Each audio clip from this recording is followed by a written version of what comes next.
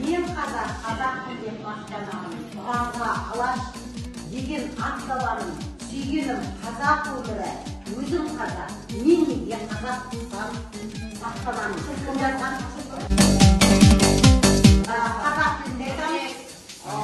орыс тілінде айтамыз, және ағылшын тілінде айтамыз.